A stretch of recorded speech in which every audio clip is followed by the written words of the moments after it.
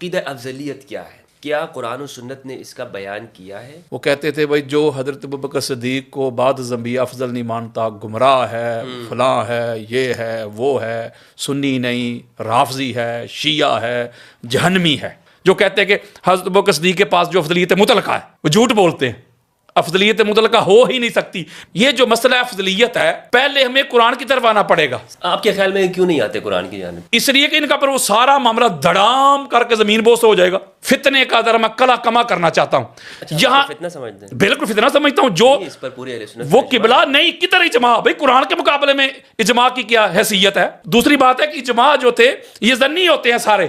جملہ کرنے لگا ہوں، میرا ذوق ہے، بس میرا استدلال ہے، نہ کسی سے لڑائی ہے نہ کسی سے جھگڑا ہے۔ تو پتہ چلا وہ پھر سجدہ آدم علیہ السلام کو تھوڑا تھا، وہ تو نبی اور علی کے نور کو ہو رہا ہے۔ بسم اللہ والصلاۃ والسلام علی رسول اللہ وآلہ ومن السلام علیکم ورحمۃ اللہ وبرکاتہ۔ امید کرتا ہوں آپ لوگ خیریت سے ہوں گے، پروردگار آپ سب کو اپنے زمان میں رکھے۔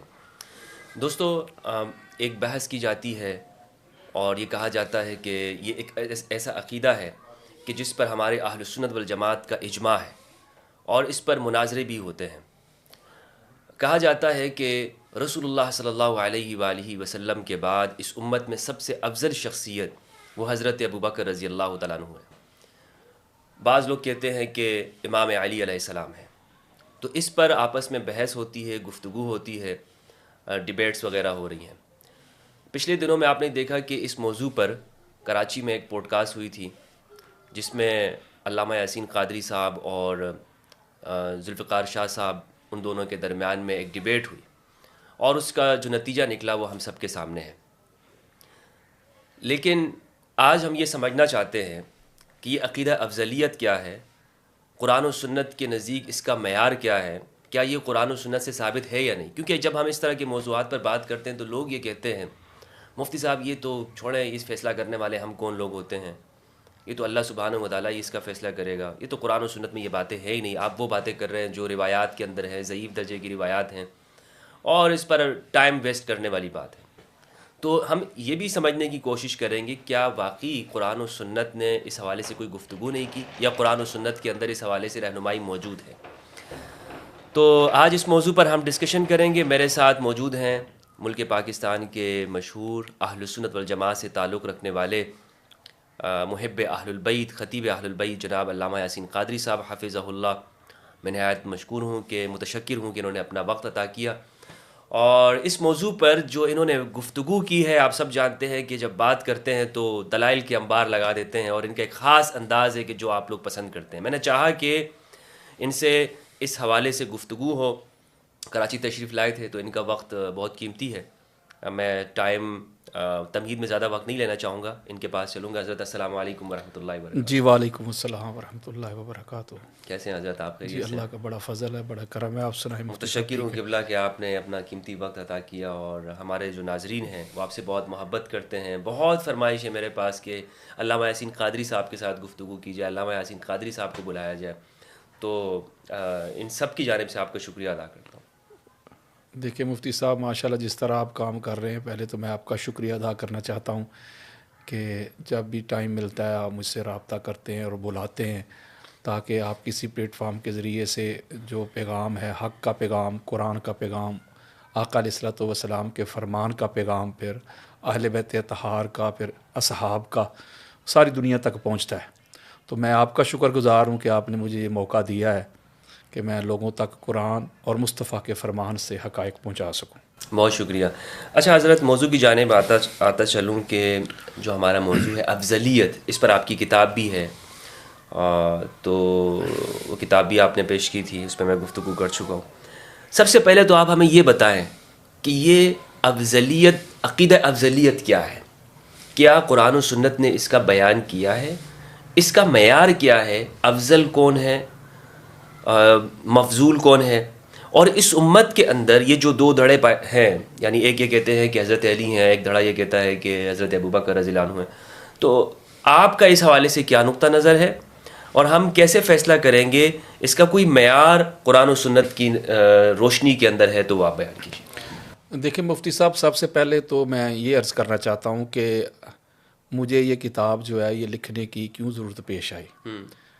میں نے 1500 سے زائد قرآنی آیات سے اور 50 سے اوپر جو مدار افضلیت جو قرآن میں بیان ہوئے اور 5000 کے قریب آقا علیہ الصلوۃ والسلام کی حدیث، 250 کے قریب اصحاب کے، پھر محدثین، مفسرین، مجددین کے جو اقوال ہیں، پھر امہات المومنین اہل بیت اطہار، ان کے ریفرنسز دے کر میں نے یہ جو کتاب ساری دنیا کے سامنے پیش کی ہے۔ اس کی مین وجہ یہ تھی کہ جب بھی ہم کسی پروگرام میں جاتے تھے یا سنتے تھے، بریلوی جو علماء ہوتے ہیں بالخصوص، وہ کہتے تھے بھائی جو حضرت ابوبکر صدیق کو بعد از انبیاء افضل نہیں مانتا گمراہ ہے، فلاں ہے، یہ ہے، وہ ہے، سنی نہیں، رافضی ہے، شیعہ ہے، جہنمی ہے۔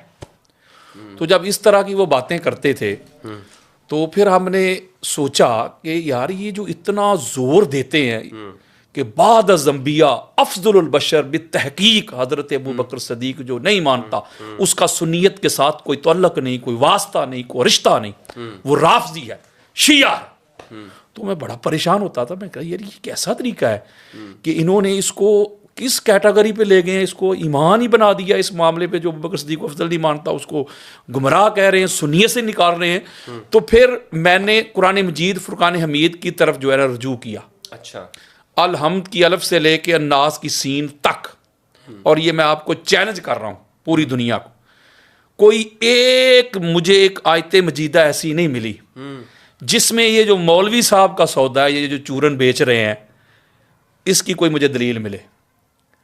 کیونکہ قرآن مجید فرقان حمید جو مدار افضلیت بیان کرتا ہے، قرآن جو اس کا معیار بیان کرتا ہے، قرآن جو اس کی ٹرمز اینڈ کنڈیشنز بیان کرتا ہے، اس کی شرائط، اس کے لوازمات، اس کے واجبات بیان کرتا ہے، وہ پوری دنیا میں، یہ میں چیلنج کر رہا ہوں، پاک محمد کے بعد صلی اللہ علیہ وآلہ وسلم جو ہستی اس پہ پورا اترتی ہے، اس ہستی کا نام علی ابن ابی طالب ہے۔ اور اگلی بڑی خاص بات ہے، اچھا مفتی صاحب آپ صحاح ستہ پڑھ کے دیکھ لیں بے شک، یا اہل سنت کے مدارس میں ایک امام نظام الدین شاشی کی کتاب پڑھائی جاتی ہے، اصول شاشی، بڑی معروف کتاب ہے، اس میں بھی یہ لکھا ہوا ہے، بلکہ میں اوپر جا رہا ہوں، حضرت معاذ ابن جبل رضی اللہ تعالی عنہ کو جب آقا علیہ الصلوۃ والسلام نے جسٹس بنا کے، قاضی بنا کے یمن کی طرف بھیجا تھا، تو سوال کیا تھا کہ اے معاذ تو جسٹس بن کے، قاضی بن کے تو جا رہا ہے، بتا تو فیصلے کیسے کرے گا؟ بما تقضی یا معاذ۔ تو حضرت معاذ ابن جبل نے جو پہلا جملہ کہا، یا رسول اللہ میں اللہ کے قرآن سے رجوع کروں گا، اللہ کی کتاب سے رجوع کروں گا، وہاں دیکھوں گا قرآن اس میں ہماری کیا رہنمائی کرتا ہے، تو پہلا جو میرا مصدر ہے وہ قرآن ہوگا، کیونکہ قرآن اتھارٹی ہے، قرآن حجت ہے، قرآن دلیل ہے، قرآن ایویڈنس ہے۔ آقا علیہ الصلوۃ والسلام نے فرمایا کہ اے معاذ اگر تجھے قرآن میں وہ مسئلہ نہ ملے، اس کا حل، سلوشن نہ ملے، تو پھر کیا کرے گا؟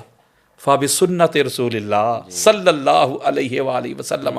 حضرت معاذ ابن جبل کہتے ہیں آقا دوسرے نمبر پہ، اگر قرآن کمپریہنسو جو کتاب ہے، اگر کھل کے جو میں چاہتا ہوں اس کے مطابق اگر میری رہنمائی نہ کرے، عبارت الناس سے یہ کلیئرٹی نہ دے، تو یا رسول اللہ پھر میں قرآن والے آپ کی سنت کی طرف جاؤں گا۔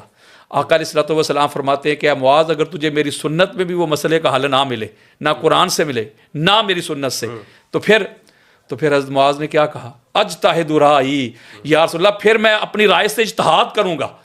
یعنی جب یہ کہا مفتی صاحب، تو آقا علیہ الصلوۃ والسلام نے حضرت معاذ کے سینے پہ ہاتھ مرتے ہوئے ارشاد فرمایا کہ حمد ہے اس اللہ کی جس نے اپنے رسول کے امبیسڈر کو یہ ہدایت دے دی۔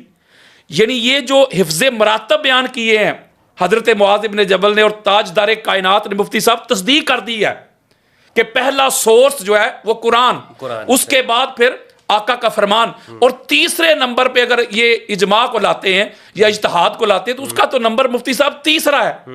آقا علیہ السلام نے اس کی تصدیق کر دی، تو اس کا مطلب ہے پہلے یہ جو مسئلہ افضلیت ہے، پہلے ہمیں قرآن کی طرف آنا پڑے گا کہ قرآن افضلیت کے کیا مدار بیان کرتا ہے، اس کے کیا معیار ہیں قرآن کے ہاں، اس کے لوازمات یا واجبات کیا ہے، پھر اس کے بعد آقا علیہ السلام کا فرمان، پھر اس کے بعد پھر اجماع ہے، پھر قیاس ہے، پھر آگے معاملہ چلتا ہے۔ لیکن جو بات قرآن سے ہی حل ہو جائے، حدیث کی طرف جانے کی بھی ضرورت نہیں ہے، قرآن جب کھول کے بیان کر دے تو پھر تو ادھر بھی نہیں جانا، چونکہ یہ آقا علیہ الصلوۃ والسلام کی میں نے آپ کو تقریری سنت بھی بیان کر دی ہے. آقا علیہ السلام نے حضرت معاذ ابن جبل کی تائید کر دی ہے,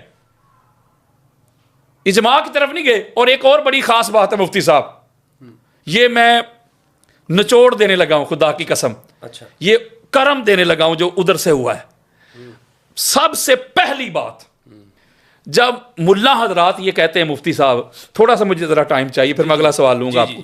ملا حضرات کہتے ہیں بھائی حضرت ابو بکر صدیق افضل ہیں, لیکن مجھے آج تک سمجھ نہیں آئی سوائے اس بات کے کہ بھائی فضائل اور ہیں, کلی فضیلت اور ہے, جزوی فضیلت اور ہے, افضلیت مطلقہ اور ہے, یہ ہے وہ ہے, اگر مگر.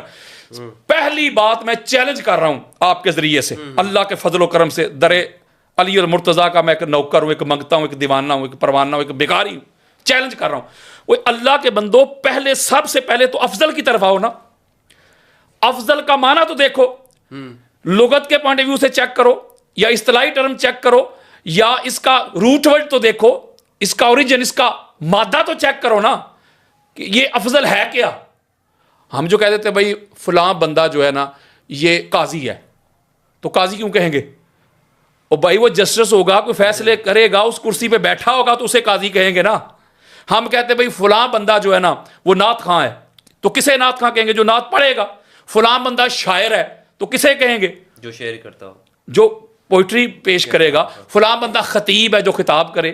فلاں بندہ عالم ہے جو علم رکھتا ہو.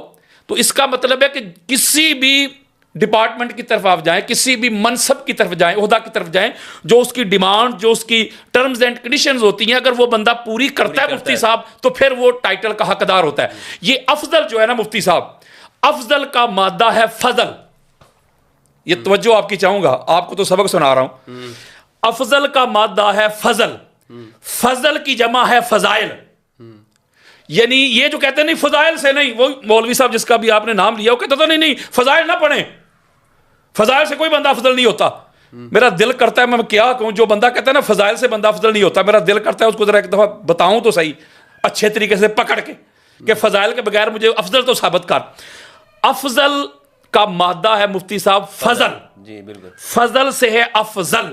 اور افضل کا جو معنی ہے وہ ہوتا ہے اعلیٰ, عرفہ, بڑھوتری. فضائل میں سب سے زیادہ ہونا, اسے کہتے ہیں افضل.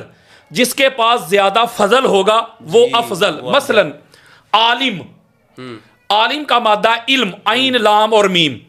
اب مجھے بتائیں اگر کسی کے پاس یہ مادہ عین لام اور میم علم نہ ہو, اسے عالم کہیں گے؟ نہیں.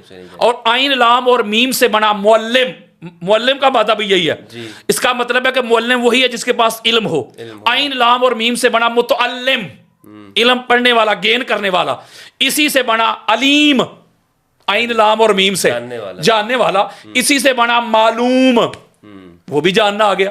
تو اس کا مطلب ہے کوئی بھی مادہ ہو, میں آپ کو ہزار ادھر مثالیں دے سکتا ہوں کہ مادہ سے ہی لفظ بنتا ہے, اس کا معنی وہ سیم رہتا ہے. جیسے والدہ, والد, والدہ, مولود, میلاد, ولادت.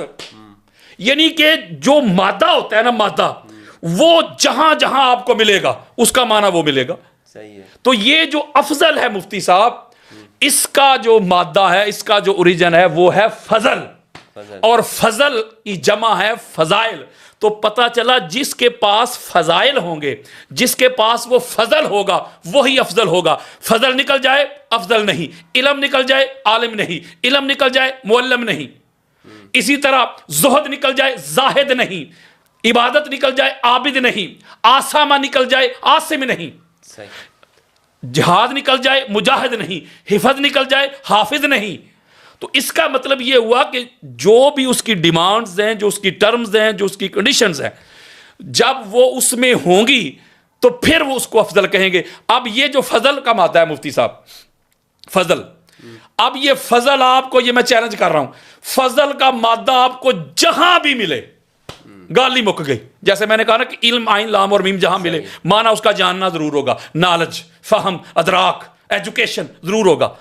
اسی طرح یہ جو فضل ہے جہاں بھی آپ کو ملے اس کا معنی ضرور ہوگا بڑھوتری, برتری, نیکیاں, بزرگی, کثرت.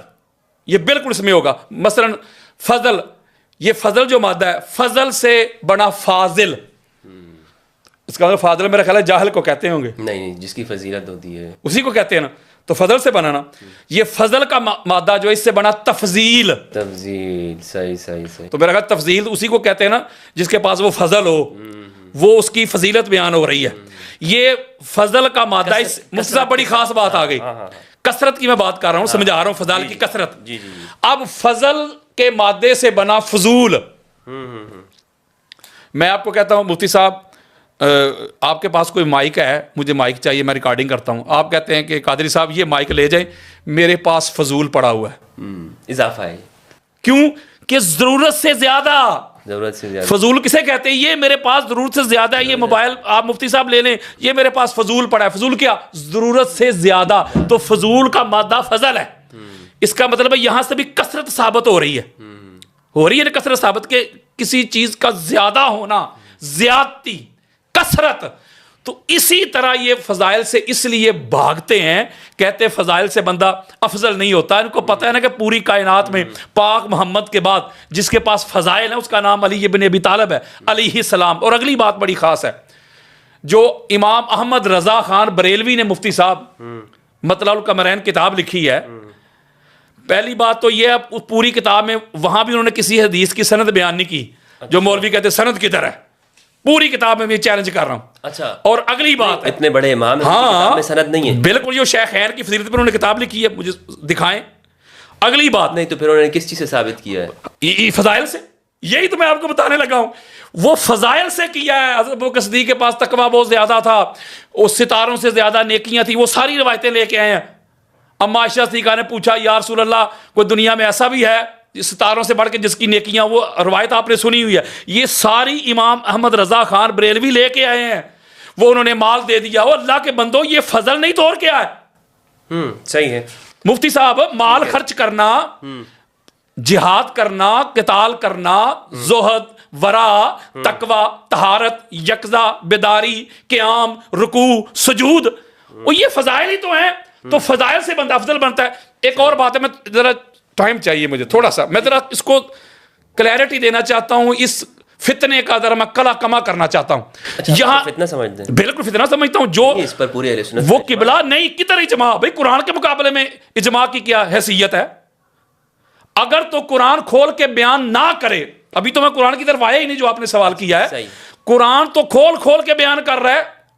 افضلیت کے سارے جتنے بھی معیار ہیں اور ٹرمز اینڈ کنڈیشنز ہیں, وہ سارا قرآن کھول کے بیان کر رہا ہے. تو جب قرآن کھول کے بیان کر دے, آقا علیہ السلام کی حدیث بیان کر دے, تو اجماع کی طرف ہم کیوں جائیں بھائی؟ دوسری بات ہے کہ اجماع جو تھے یہ ظنی ہوتے ہیں سارے. میں چیلنج کرتا ہوں اسی بات پہ کوئی آ جائے میرے سامنے. اجماع ظنی ہوتا, بلکہ آپ کتبے پرانی ہماری جو اہل سنت کی کتابیں ہیں اس کا مطالعہ کریں, اسٹڈی کریں, وہ تو بلدی اجماع ہوتے تھے. کیا ہوتے تھے؟ بلدی یعنی کہ شہر کے اجماع ہوتے تھے, یعنی کہ ایبسلوٹ اجماع نہیں ہوتے تھے. اس بات پہ اہل کوفہ کا اجماع ہے جی, اس بات پہ اہل مکہ کا اجماع ہے, اس بات پہ اہل بغداد کا اجماع ہے. وہ تو سارے ظنی اور مقید ہوتے تھے, بلدی اجماع ہوتے تھے. اور یہ میں چیلنج سے بات کر رہا ہوں, میں کتب اہل سنت سے کھول کے میں حوالہ جات دکھاؤں گا. تو اجماع کی حیثیت نہیں کوئی بھی, اور ہو بھی تو یہ ظنی ہے, یہ قطعی نہیں ہے. معذرت کے ساتھ قرآن کا حکم قطعی ہے. وہ میں بات ایک بڑی خاص آپ کو پہنچانا چاہتا تھا, آپ کو سبق سنا رہا ہوں. یہ جو نہیں قبلہ یہ جو کرتے ہیں نا, چونکہ میں ایک بات بتاتا ہوں قبلہ, ہم آپ کو سن کر جو ہے نا, اللہ آپ کو سلامت رکھے. آپ جو کام کر رہے ہیں یقین کریں, ایمان کی حرارت ملتی ہے. آپ جو کام کر رہے ہیں مفتی صاحب, اللہ تعالیٰ آپ کو سلامت رکھے. آپ کو میں دونوں ہاتھوں سے سلوٹ کرتا ہوں. میری پوری فیملی آپ کو لائک کرتے اور جس طرح آپ کام کر رہے ہیں, اللہ تبارک و تعالیٰ آپ کی توفیقات میں اضافہ کرے. میں بڑی خاص ایک بات کرنا چاہتا ہوں قبلہ. مسئلہ یہ جو کہتے ہیں کہ فضائل کو بھی اسکپ کر جائیں جی, کیونکہ علی جیسے فضائل نہیں آئیں گے. پھر کہیں گے جی دوسری بات یہ ہے کہ جزوی فضیلت اور کلی فضیلت, یہ ایک چورن بیچیں گے کہ جزوی فضیلت ہم مانتے ہیں. جزوی فضیلت آپ کہتے ہیں جی ہم مولا علیہ السلام کی جزوی فضیلت کو مانتے ہیں, مولا بھی مانتے ہیں, ہاں جی, لیکن کلی میں حضرت ابوبکر صدیق ہے. میں آپ کو جز اور کل کا ذرا معنی سمجھاتا ہوں جی. کل ٹوٹیلٹی کو کہتے ہیں, اور جز اس کی برانچ, اس کے حصے کو کہتے ہیں. وہ یہ کہتے ہیں کہ فرض کریں حضور علیہ السلام نے فرمایا نا کہ من کنت مولا ہو فہذا علی مولا, تو یہ مولا علی علیہ السلام کی جزوی فضیلت ہے. صحیح ہے.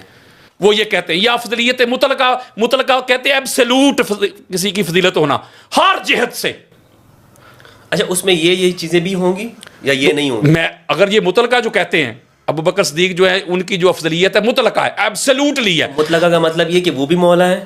وہ مطلقہ تو یہی ہوتی ہے نا جس کو کنڈیشن نہ لگائی جائے. مفتی صاحب آپ ماشاءاللہ خود سمجھدار ہیں کہ جب آپ اس کو مقید نہیں کرنا چاہتے, ایبسلیوٹ رکھنا چاہتے ہیں, تو ایبسلیوٹ تو پھر وہی ہوگی نا کہ ہر جہت ہر رخ سے اگر جہاد فضیلت ہے تو جہاد بھی اس کے پاس ہونا چاہیے, اگر تقوی ہے تو وہ بھی اس کے پاس ہونا چاہیے, اگر ولایت ہے تو وہ بھی اس کے پاس ہونا چاہیے. یعنی کہ جتنی بھی اس کی ٹرمز اینڈ کنڈیشنز ہیں مطلقہ تو اسے کو کہیں گے نا. جو بندہ یہ کہتا ہے اس کو میرے سامنے لے کے آئیں. میں ادھر آپ کے کراچی میں بیٹھا ہوا ہوں, جو کہتے ہیں کہ حضرت ابوبکر صدیق کے پاس جو افضلیت مطلقہ ہے, وہ جھوٹ بولتے ہیں.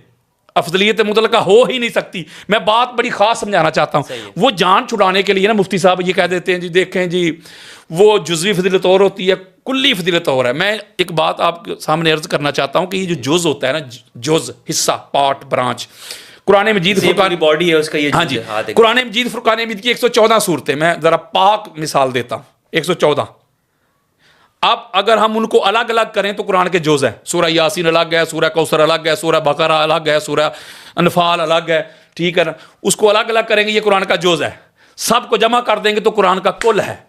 یعنی جز کو جمع کرنے سے کل بنتا ہے. مثلا فرض کریں آپ چلے گئے مارکیٹ میں پرچیزنگ کے لیے, آپ گئے ادھر, آپ نے لیپ ٹاپ بھی خرید لیا, موبائل بھی خرید لیا, کیمرہ بھی خرید لیا, مائک بھی خرید لیا, ٹھیک ہے. وہ کہتا ہے بھائی مائک مفتی صاحب اتنے کا ہے, کیمرہ اتنے کا ہے, اور موبائل اتنے کا ہے, فلاں اتنے کا ہے, فلاں اتنے کا. آپ کہیں بھائی نہیں اس کو کل بتاؤ, کل کرو. تو وہ کل کیسے کرے گا؟ جمع کر کے کرے گا نا مفتی صاحب. وہ کیمرے کی قیمت بھی لکھ لے گا, موبائل کی بھی لکھ لے گا, مائک کی بھی لکھ لے گا, ٹھیک ہے, لیپ ٹاپ کی بھی لکھ لے گا. پھر ان کو جمع کر لے گا. جمع کر کے نیچے لکھے گا کل رقم, جوز رقم نہیں, کل رقم. وہ کل کیسے بنا؟ جوز کو جمع کرنے سے. جوز کو جمع کرنے سے. تو کلی فضیلت پتہ کیا ہوتی ہے مفتی صاحب؟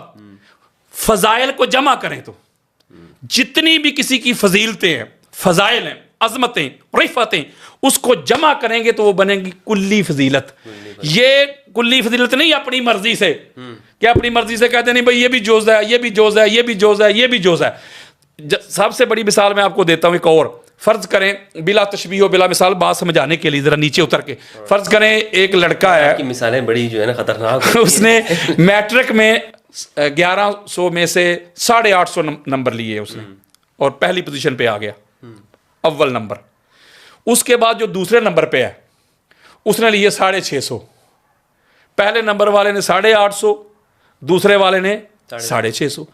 لیکن جو پہلے نمبر والا تھا نا اس کے اسلامیات میں نمبر تھے 60, اور جو دوسرے نمبر والا تھا نا اس کے اسلامیات میں نمبر تھے 80. آپ کہیں گے بھائی آپ جس کو دوسرے نمبر پہ رکھ رہے ہیں اس کے تو نمبر زیادہ ہیں. آپ کہیں گے قادری صاحب کل ملا کے, آپ کہیں گے وہ ایک سبجیکٹ میں ایک مضمون میں اس کے مارکس زیادہ ہیں. جب ہم سارے جمع کریں گے تو جب جمع کریں گے کل کریں گے ٹوٹل کریں گے تو پھر وہ اس کے 850 بنتے ہیں جمع کرنے سے, تو لہذا پوزیشن پہلی اس کی ہے. تو میں کہتا ہوں اگر کسی کو جدا جدا جو فضل ملا ہے, آقا علیہ الصلوۃ والسلام کی آل ہو یا آقا علیہ السلام کے اصحاب ہوں, کسی کو قرآن پڑھنے کا فضل مل گیا, اچھے طریقے سے وہ پڑھتا تھا, اس کی آواز اللہ نے اچھی دی, کسی کو حفظ میں فضل مل گیا, کسی کو جہاد میں, کسی کو قتال میں, کسی کو علم میں. میں کہتا ہوں یہ ہر ایک کا اپنا اپنا رنگ ہے, اس کو سلوٹ ہے, اس کو سلام ہے دونوں ہاتھوں سے. لیکن جب سب سے زیادہ فضائل جس کے پاس ہوں گے, جب ہم جمع کریں گے تو وہ جس کے پاس سب سے زیادہ فضل ہے مفتی صاحب وہی افضل بنے گا, چونکہ فضل کے بغیر کوئی افضل بن نہیں سکتا. فضل نکل جائے تو افضل نہیں. تو جب اس کو آپ دیکھیں گے تو پھر آپ چیک کر لیں, سب سے بڑا مجاہد دیکھنا ہو تو علی, عالم دیکھنا ہو تو علی, قاضی دیکھنا ہو تو علی, اب زاہد دیکھنا ہو تو علی, سخی دیکھنا ہو تو علی, اللہ کے دین کی خاطر تلوار چلانے والا علی, مین of the Badr Ali, main of the احد علی, خندق علی, خیبر علی, حنین علی. یعنی کسی بھی جہت سے, کسی بھی ڈائمینشن سے, کسی بھی زاویہ نگاہ سے, کسی بھی پوائنٹ آف ویو سے آپ مولا علی علیہ السلام کی سیرت کے باب کھولتے جائیں, علی علیہ السلام جیسا کائنات میں آپ کو کوئی نظر ہی نہیں آئے گا. اور اگلی بڑی خاص بات ہے, یہ جو کہتے ہیں جی فضیلت کی بات اور ہے, افضلیت کی بات کرو, افضل کی بات کرو, یہ بھی چیلنج کر رہا ہوں آپ کے پلیٹ فارم سے, پوری میں نے اس کے اوپر تحقیق کی ہوئی ہے. پورے قرآن میں الحمد کی الف سے لے کے الناس کی سین تک ایک بار بھی اللہ رب العزت لفظ افضل بولا ہی نہیں, گال ہی مک گئی. اللہ رب العزت نے انبیاء کی عظمتیں بیان کی، لیکن انبیاء کو بھی فضیلت کے ساتھ منسوب کیا. اپنی بات کی جب اللہ نے اپنی عظمت بیان کی اس کو واللہ ذو الفضل العظیم، اللہ نے بھی اپنے لیے فضل کا لفظ استعمال کیا. انبیاء تلک الرسل فضلنا بعضهم علی بعض، انبیاء کے لیے بھی فضل. میرے پاس ٹائم نہیں ہے، میں کوئی 150 قرآن مجید کی آیات پڑھ سکتا ہوں صرف فضل پہ، کہ اللہ کبھی کہہ رہا ہے کسی کے پاس علم ہے اللہ کہتا ہے فضل ہے، کہ کوئی جہاد کرتا ہے اللہ کہتا ہے فضل ہے، کوئی کسی کی مدد کرتا ہے اللہ کہتا ہے فضل ہے، کسی کے پاس رزق ہے اللہ کہتا ہے فضل ہے، کوئی سخی ہے اللہ کہتا ہے فضل ہے، کوئی زاہد اللہ کہتا ہے فضل ہے، کوئی کسی کو کھانا کھلاتا ہے اللہ کہتا ہے فضل ہے، علم ہے اللہ کہتا ہے فضل ہے، طاقت ہے اللہ کہتا ہے فضل ہے. یعنی پورے قرآن میں اللہ جس لفظ سے انبیاء کی عظمت بیان کرتا ہے مولوی صاحب کو وہ تو معاذ اللہ ہلکا نظر آتا ہے، اور جو قرآن میں استعمال بھی نہیں ہوا، اللہ نے یوز ہی نہیں کیا، اس کو اپنے ذوق کی خاطر، اپنے مزاج کی خاطر وہ کہتے ہیں بھئی افضل ابوبکر صدیق ہے رضی اللہ تعالی عنہ. رنی آپ یہ کہنا چاہ رہے ہیں کہ یہ جو جزوی فضیلت کے ماننے والے ہیں اور دعویٰ کرنے والے ہیں، حالانکہ قرآن تو بیان ہی انہی الفاظ کو کر رہا ہے، فضل کے لفظ کو کر رہا ہے. بے شک بے شک، افضل کے لفظ کو تو قرآن نے بیان ہی نہیں کیا. بالکل نہیں کیا. اچھا، تو اس میں یعنی دو باتیں ہو گئیں، دو آراء ہو گئیں. ایک تو یہ کہ حضرت ابوبکر رضی اللہ عنہ افضل ہیں، اور ایک یہ ہے کہ حضرت علی افضل ہیں. آپ کا کہنا یہ ہے کہ مولا علی افضل ہیں. میرا نہیں کہنا، یہ میں اصول بتا رہا ہوں مفتی صاحب. اچھا، وہ ایک منٹ مجھے چاہیے، بات آ گئی میرے مائنڈ میں، پھر آپ کیری کیجئے گا. دیکھیں میری بات سنیں مفتی صاحب، دیکھیں سیدھی سی بات ہے یار، نہ لڑائی نہ جھگڑا. میں نے آپ کو سٹارٹ میں ایک بات کی، اللہ کے بندو مادہ افضل کا کیا ہے؟ فضل یار. نہیں مفتی صاحب، یہ سٹینڈ بنا ہے آئرن سے، فولاد سے، حدید سے. وہ یارو یہ لوہا ہی نہیں تو سٹینڈ کہاں؟ میں مٹی سے بنا ہوں، مٹی نہیں تو میں کدھر؟ نور سے کوئی بنا ہے، نور نہیں تو وہ بندہ کدھر؟ جو مادہ ہوتا ہے مفتی صاحب، اوریجن جو ہوتا ہے، مبدا، بگننگ، جڑ، روٹ، فاؤنڈیشن، بگننگ، آغاز، اس کے بغیر کیا حیثیت رہتی ہے؟ میں کہتا ہوں فضل جو ہے نا، فضل کہتے ہیں فضل چھوڑو، فضائل کی بات نہ کرو. ہم مانتے ہیں، سبحان اللہ، فضائل مولا علی کے بڑے مانتے اس کی بات نہیں. بلکہ امام احمد بن حنبل رضی اللہ تعالیٰ عنہ، جس کو امام حاکم المستدرک میں لے کے آئے ہیں، اور نیچے لکھا ہے کہ ھذا حدیث صحیح علی شرط شیخین، اور امام ذہبی جیسی کیا کہوں کہ جملہ کہوں، سخت شخصیت، اتنا سخت بندہ، اس نے بھی کہا کہ یہ حدیث صحیح ہے. یعنی کہ امام محمد بن حنبل کا فرمان ہے، وہ کہتے ہیں کہ ما جاء لأحد من اصحاب رسول اللہ صلی اللہ علیہ وآلہ وسلم من الفضائل ما جاء لعلی ابن ابی طالب علیہ السلام. گالی مک گئی. امام محمد بن حنبل کہتے ہیں کہ آقا علیہ الصلوۃ والسلام کے تمام اصحاب میں کلہم اجمعون، ایک کو بھی اسکپ نہیں کیا، سب سے زیادہ جس شخصیت کے فضائل ہیں، جس کو اللہ نے فضل دیا نا، فضل دیا، اس کا نام علی ابن ابی طالب ہے. اور یہی عبداللہ ابن عباس کا قول ہے. وہ کہتے ہیں کہ اللہ نے علی کو اتنا فضل عطا کیا ہے، اتنے فضائل کی کثرت عطا کی ہے اللہ رب العزت نے، اگر جن و انس بھی لکھنا شروع کر دے ما احصو فضائل امیر المومنین علی ابن ابی طالب، تو علی کے فضائل لکھے نہیں جا سکتے. اسی لیے تو میں کہتا ہوں، یہ جو کہتے ہیں کہ ہر جہت سے، تو جب ہر جہت سے دیکھنا ہے تو پھر آؤ میرے سامنے ذرا، میں آپ کو بتاتا ہوں. امام الباررات علی، قاتل الفاجرات علی، صاحب الرایات علی، خیر الباریات علی، مقیم الحجات علی، قسیم النار والجنات علی، باب المدینات علی، باب الحطات علی، دعابت الجنات علی، ممیت البدعات علی، امام الائمات علی، ابو الائمات علی، کاتب جواز اہل الجنات علی، سید فی الدنیا والآخرات علی، افضل اہل المدینات علی، امیر المومنین علی، سید المومنین علی، مولا المومنین علی، یسوب المومنین علی، امام المومنین علی، خلیفۃ المومنین علی، صالح المومنین علی، سید المسلمین علی، امام المسلمین علی، خلیفۃ المسلمین علی، مولا المسلمین علی، اول المسلمین علی، قاتل الناقصین علی، قاتل المارقین علی، قاتل القاسطین علی، قاتل الکافرین علی، قاتل المشرکین علی، قاتل المنافقین علی، شیخ الانصار والمہاجرین علی، مبیر الشرک والمشرکین علی، قائد غر المحجلین علی، امام المتقین علی، امام المبین علی، ولی المتقین علی، سید الصادقین علی، مارج البحرین علی، فیکم الثقلین علی، عبادت الثقلین علی، ابو الحسنین علی، صاحب قبلتین علی، اسد اللہ علی، حجت اللہ علی، ولی اللہ علی، سیف اللہ علی، صفوت اللہ علی، حبیب اللہ علی، آیت اللہ علی، نور اللہ علی، عبد اللہ علی، حزب اللہ علی، کلیم اللہ علی، لہجت اللہ علی، رضی اللہ علی، سلام اللہ علی، صلوات اللہ علی، فضل اللہ علی، حبل اللہ علی، کرم اللہ علی، نعمت اللہ علی، رحمت اللہ علی، عین اللہ علی، ید اللہ علی، وجہ اللہ علی. اتنے زیادہ کثرت کے ساتھ جس کے پاس فضائل ہوں، اگر وہ بھی افضل نہیں بنتا تو مجھے پھر بتائیں کہ افضل ہوتا کیسا ہے. یہ چیلنج دے رہا ہوں میں. اچھا، یہ سب قرآن سے ایک ایک حدیث کسی ایک، جتنے بھی میں نے آپ کے سامنے بھی تو میں نے چھوڑ دیے، پڑھوں اور پھر. اچھا حضرت، آپ نے یہ بتایا کہ جو موقف دیا کہ افضلیت امام علی علیہ السلام کے حوالے سے، اس میں حضرت یہ بتا دیں کہ قرآن نے معیار کیا قائم کی، کیونکہ ہمارے ہاں جو یہ لوگ کہتے ہیں کہ جو کلی فضیلت ہے حضرت ابوبکر رضی اللہ عنہ کو حاصل ہے، تو وہ ایک معیار وہ دکھاتے ہیں. وہ بیان یہ کرتے ہیں کہ معیار یہ ہے کہ تقوی ہے. قرآن نے کہا ان اکرمکم عند اللہ اتقاکم، تم میں سب سے زیادہ متقی جو ہوگا وہ معزز ہوگا. تو لہٰذا حضرت ابوبکر قرآن مجید کی جو نص ہے کہ جس نے اپنا تزکیہ کیا اور خشیت رکھی، وہی وہ شخص ہے کہ جو متقی ہے. تو اس آیت سے استدلال کرتے ہوئے کہتے ہیں کہ حضرت ابوبکر رضی اللہ عنہ زیادہ متقی ہیں، تو لہٰذا وہ زیادہ افضل ہیں. آپ بتائیں کہ قرآن مجید نے معیار کیا قائم کیا افضلیت کا، جس پر آپ یہ سب جو فضائل، یہ تو فضائل ہی ہیں نا حضرت علی کے جو آپ نے بیان کیے. جی مفتی صاحب، یہ کسی کا متقی ہونا، صاحب تقوی ہونا، یہ بھی تو فضل ہی ہے. یعنی جو تقوی ہے کسی بندے کے پاس، یہ فضل نہیں؟ فضل ہے. تقوی بھی فضل ہے، علم بھی فضل ہے، جہاد بھی فضل ہے، یہ سارا فضل ہی ہے. تقوی بھی فضل ہے.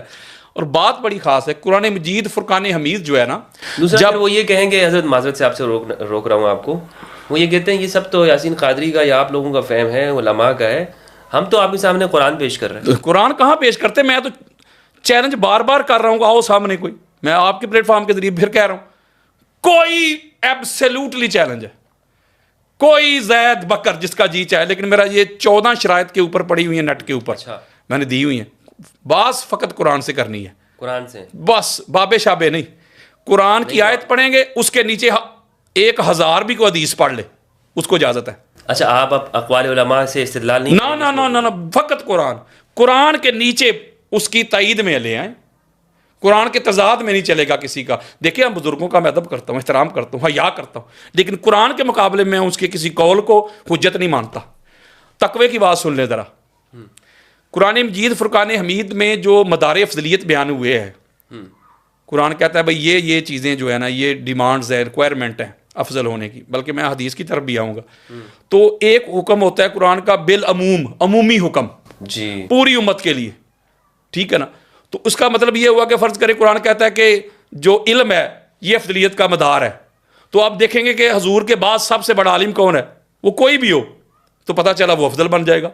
تقوی جو آپ نے کہا، وہ جو حکم ہے، یہ جو آیت مجیدہ سورہ حجرات کی آپ نے پڑھی ہے، یہ عمومی حکم ہے، کیونکہ اس کے شروع میں یا ایھا الناس. ہاں جی، وہی نا، یہ عمومی حکم ہے نا.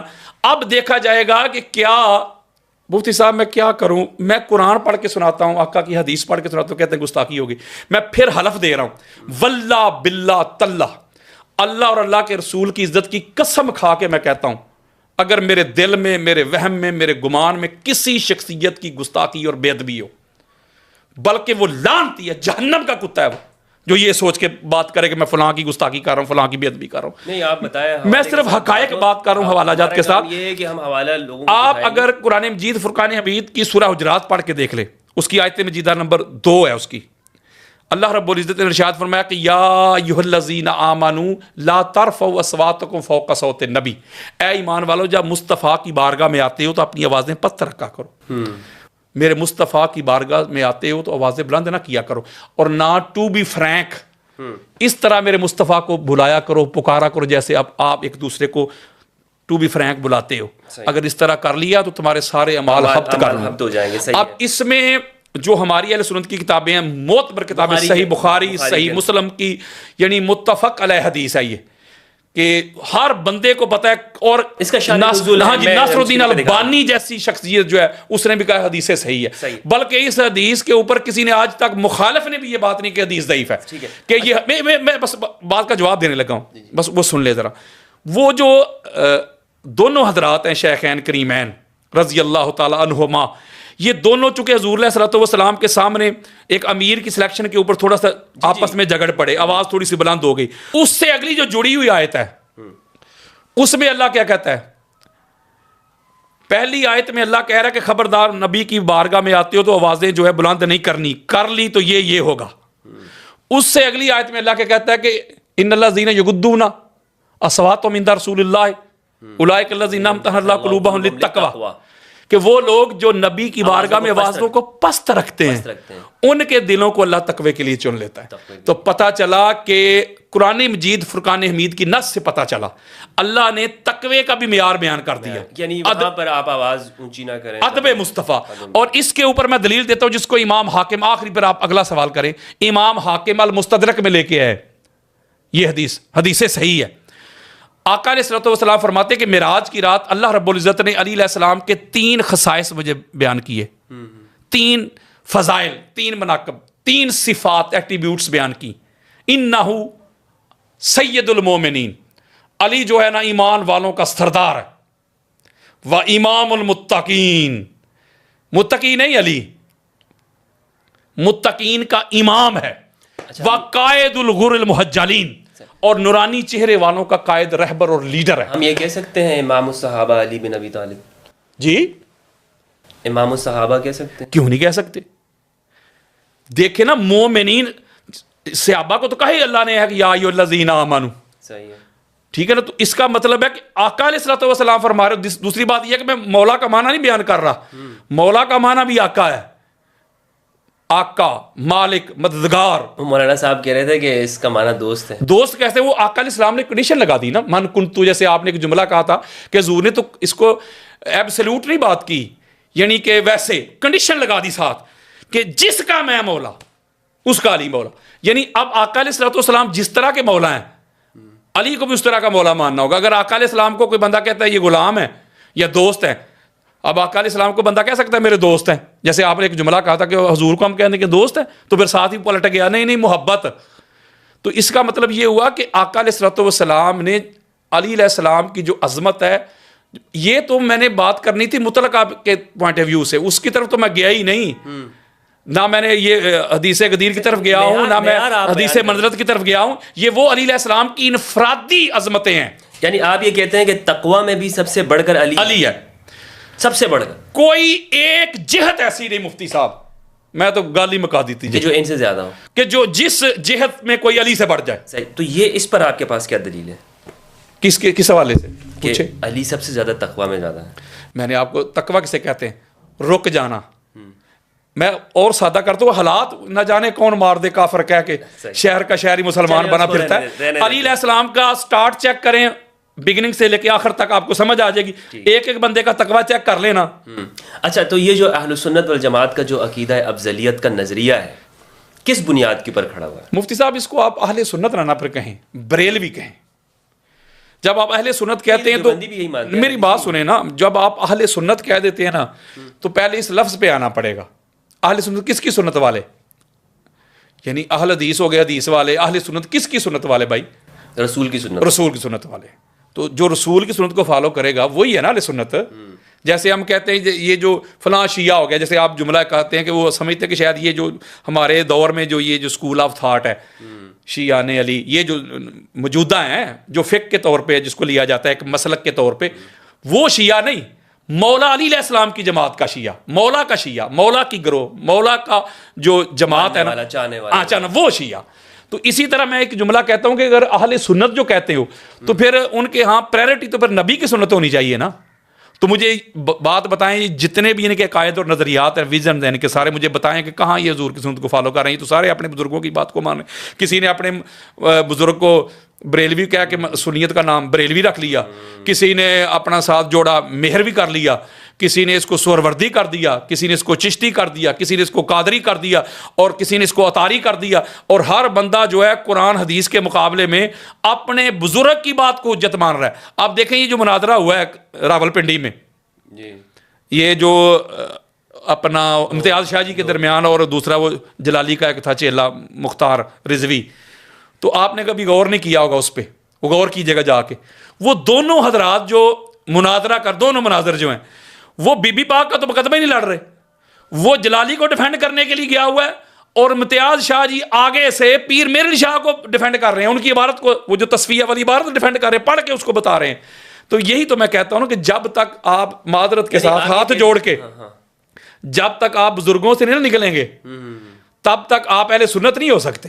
بزرگوں سے دامن چھڑوائیں گے تو پھر قرآن کو بھی آپ مان لیں گے، مصطفیٰ کو بھی مان لیں گے، اور اہل بیت کو بھی مان لیں گے، اصحاب کو بھی مان لیں گے۔ تو انہوں نے تو بزرگوں کے پیچھے چلنا ہے، بس جو بزرگ کہتے وہ دلیل بن گئے، حجت۔ یہ کہتے نہیں مفتی صاحب، آپ کو نہیں کہتے آپ فلاں سے بڑے آ گئے ہیں، آپ مجدد الافسانی سے بڑے پیدا ہو گئے ہیں، آپ اعلیٰ حضرت مجدد دین و ملت سے بڑے پیدا ہو گئے ہیں، فلاں ہو گیا، یہ ہو گیا۔ ان کا معیار جو ہے پرکھنے کا انداز، علم تو نہ ہوا، بزرگ بس جو بزرگوں کو مانے ٹھیک ہے، جو بزرگوں کو نہیں مانتا قرآن بھی پڑھ پڑھ سنائے، ان کو کھول کھول کے بیان کرے، نہیں بھائی نہیں، بزرگوں کو نہیں پتا تھا انہیں یاد کا، وہ یہ کہتے ہیں نا ان کی فہم ہمارے لیے۔ مجھے کہتا نہیں تھا مولوی کہ حکم لگا، وہ اس لیے تو کہتا تھا۔ ہاں تو آپ نے حکم کیوں نہیں لگایا تھا؟ اور میں نے کہا یہ میرا کام نہیں ہے۔ دیکھیں نا، میں کیوں کسی کو کہوں کہ وہ فلاں بندہ جو ہے کافر ہے، فلاں یہ ہے، فلاں یہ ہے۔ میں کہتا ہوں بھائی قرآن سے میں بھی فیض لے رہا ہوں، آپ بھی لے رہے ہیں، قرآن میں بھی پڑھ رہا ہوں، تو قرآن کھول کھول کے بیان کرتا ہے وَلَقَدْ يَسَّرْنَا الْقُرْآنَ لِلذِّكْرِ، ہم نے قرآن کو آسان کر دیا نصیحت کے لیے۔ تو قرآن سے عبارت الناس ہو یا دلالت الناس ہو یا اشارت الناس ہو یا اقتداء الناس ہو، جب قرآن کھول کھول کے بیان کر رہا ہے تو میں کسی کو کافر کیوں کہوں؟ یہی میں نے آیت پڑھی تھی نا سورہ نساء کی آیت نمبر 95، فضل اللہ المجاہدین باموالہم وانفسہم علی القاعدین درجات۔ سورہ نساء کی آیت نمبر 95 پڑھی تھی۔ میں نے کہا اللہ کہتا ہے میرے نزدیک افضل وہ ہے، فضل والا وہ ہے جو قتال کرتا ہے۔ کس سے افضل ہے مولا؟ کہتا ہے بیٹھے ہوں سے، درجہ اس کا بلند ہے بیٹھے ہوں سے۔ تو آگے پھر میں نے ایک جملہ کہا تو جسے انہوں نے شور ڈال دیا کہ یہ ہو گیا وہ ہو گیا، وہ قرآن میں مدار افضلیت تھے مفتی صاحب۔ اچھا حضرت، آپ خود کو سنی کہتے ہیں، لیکن آپ اس معاملے کے اندر پوری جو سنیت، معذرت سے میں دوبارہ سنیت اس لیے کہہ رہا ہوں کہ لوگ ان کو سمجھتے ہیں، ویسے تو یہ فرقے کے ماننے والے، اور جس طرح آپ نے بتایا کہ فرقوں میں تقسیم ہو گئے ہیں، تو یہ ایک جانب یہ لوگ کھڑے ہوئے ہیں، اور یہ سب وہ آپ کی سوچ کے اس نظریے کے خلاف ہیں جو آپ نے بتایا کہ قرآن و سنت سے میں نے استدلال کیا ہے، اور ایک بڑا طبقہ یہ مانتا ہے۔ لیکن پھر بھی تو خود پھر آپ اپنے آپ کو ان کا حصہ کیسے کہتے ہیں، سنی کیسے کہتے ہیں؟ کیونکہ یہ بات جو آپ کہہ رہے ہیں تو شیعہ بھی کہتے ہیں۔ دیکھیے مفتی صاحب، میں نے آپ سے عرض کی ہے کہ میں اہل سنت ہوں، حضور علیہ السلام کی سنت کو فالو کرنے والا، حضور کی آل کی سنت کو، حضور کی اصحاب کی سنت کو، میں ان کو فالو کرنے والا ہوں، ٹھیک ہے۔ میں اس لیے خود کو اہل سنت کہتا ہوں کہ میں حضور کی سنت کو فالو کرتا ہوں، حضور کی آل کی سنت کو، حضور کے اصحاب کی سنت کو فالو کرتا ہوں، اس لیے میں ہوں اہل سنت و جماعہ، ٹھیک ہو گیا۔ حضور کی جماعت کو بھی فالو کرتا ہوں، ٹھیک ہو گیا۔ تو یہ معذرت کے ساتھ یہ تو پرائرٹی دے رہے ہیں بزرگوں کو۔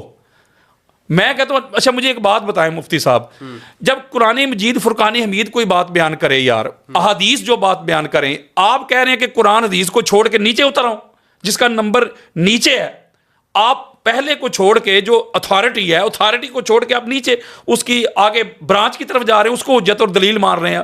بزرگوں کی بات تو بھائی بعد میں ہے، یہ نمبر آخری ہے، اور یہ نمبر بھی تب آتا ہے جب اوپر معاملہ کلیئر نہ ہو۔ اور یہ امام اعظم ابو حنیفہ رضی اللہ تعالیٰ عنہ نے بھی یہ بیان کیا ہوا، امام احمد بن حنبل ہوں یا امام مالک ہوں یا امام شافعی ہوں رضی اللہ عنہم اجمعین، یہ سب نے یہ بیان کیا ہو کہ ہماری جو تحقیق ہے یا اسکول آف تھاٹ فقہ ہے، اگر قرآن سے ٹکرائے تو چھوڑو اسے، قرآن کی طرف آؤ۔ تو میں کہتا ہوں اللہ کے بندو، قرآن کی طرف کیوں نہیں آتے تم؟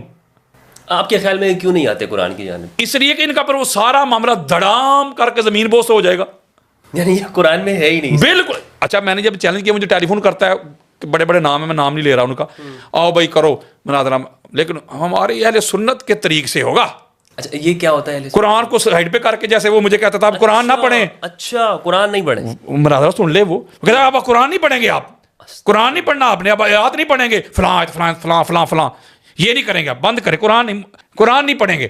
میر علی شاہ صاحب کا جواب دو, اعلیٰ حضرت کا جواب دو, ملا علی قاری کا جواب دو, مجد الافسانی کا جواب دو. تو میں نے وہاں کہا تھا, میں نے کہا اللہ کے بندے, میں قرآن پیش کر رہا ہوں تو قرآن کے مقابلے میں تو کہہ رہا ہے بابو, یہ کیا طریقہ ہے؟ یعنی یہ میں اس لیے خود کو اہل سنت کہتا ہوں, اور ان کی جو معذرت کے ساتھ جو سنیت ہے مفتی صاحب, یہ سنیت نہیں تعصب ہے. پتہ کیا, میں ایک بات بتاتا ہوں, یہ جو کہتے ہیں کہ بعد از انبیاء بالتحقیق حضرت ابوبکر صدیق افضل ہے, تو خطبے کے اندر بھی ہے نا, تو کہو یار کوئی لڑائی ہی نہیں, کوئی جھگڑے ہی نہیں.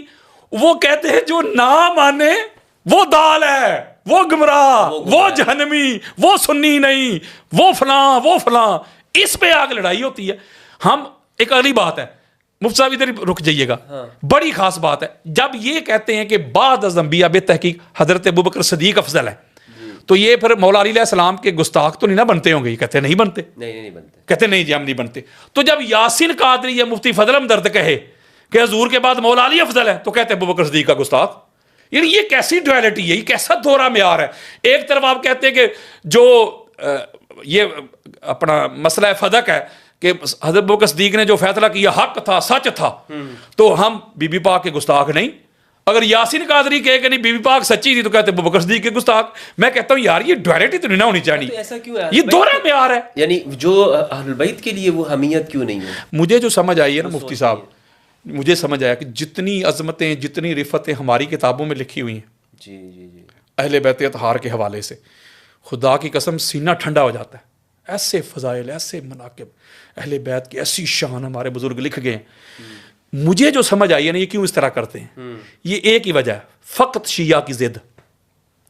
کیونکہ یا تو پھر ہماری کتابوں میں ان کی عظمتیں نہ ہوتی, نہ قرآن میں ہوتی, نہ حدیث میں ہوتی. ٹھیک ہے, اچھا یہ ایسا ہو سکتا ہے کہ بخاری رحمہ اللہ نے جو یہ لکھا ہے فدق کے بارے میں کہ بی بی نے اپنے حق کا مطالبہ کیا, تو یہ بخاری کا نظریہ بھی یہی تھا یا انہوں نے ویسے ہی لکھ دیا اس میں؟ نہیں دیکھنا, یہ جو آپ بہتر جانتے ہیں, جو محدث ہوتا ہے نا مفتی صاحب, اس کا کام ہوتا ہے بس حدیث کو کلیکٹ کرنا.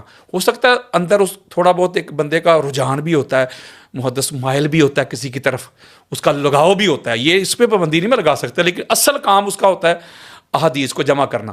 آگے پھر وہاں اس کو آگے اس سے احکام اخذ کرنا, یہ فقیہ کا کام ہوتا ہے. بخاری نے تو کہا ہے نا کہ میں دین کے طور پر اس کو آج جو ترجمہ الباب اس نے قائم کیے ہوئے امام بخاری نے, بہت بڑی شخصیت ہے, انہوں نے بڑا کام کیا. لیکن میں نے کئی ایسے ان کے اپنا چیپٹر پڑھے ہیں یا ان کے ابواب میں نے دیکھے ہیں کہ باب اوپر اور ہے, نیچے وہ حدیث ہی نہیں اس کے مطابق.